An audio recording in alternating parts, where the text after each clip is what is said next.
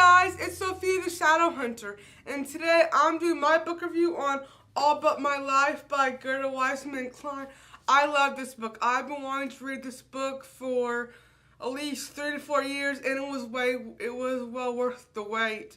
As I've said before, there have been times when I waited too long to read a book and I didn't like it, and that's happened a lot, but with this book it was not the case. I was wanting to read this earlier this month and I waited a few days.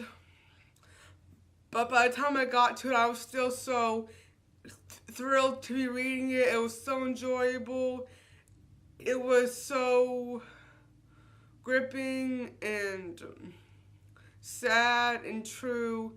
And there was so many, this book makes you feel and think so many different things at the same time, and you guys should read this book. I highly recommend it. So this book is about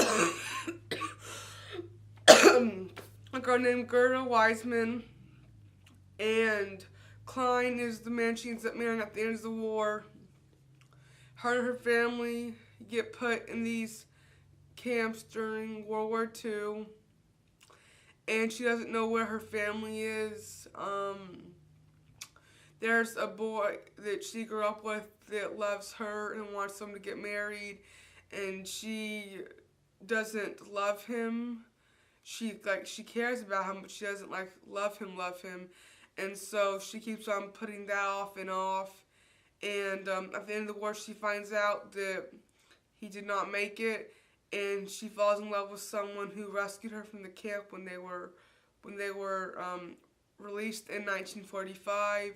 And they fall in love and get married, and they have children, and she wrote this book about her story about the war, she was so young, and it was so interesting to me, like when we were diving in Frank, that I just turned 23, and in this book, when it starts out, she is young, but as she spends 3 years in concentration camps, she's 19, 20, and 21.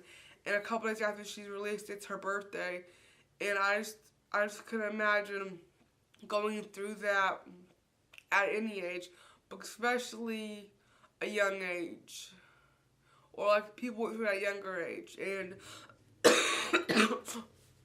people who were younger obviously did not have as good enough chance as making it.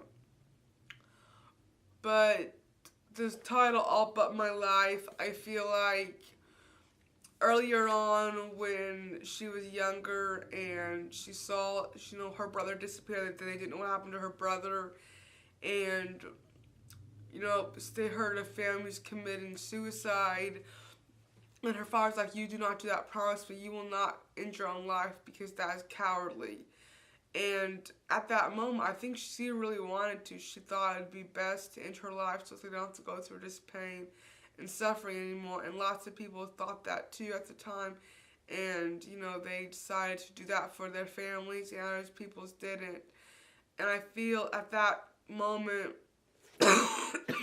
she had like a breaking point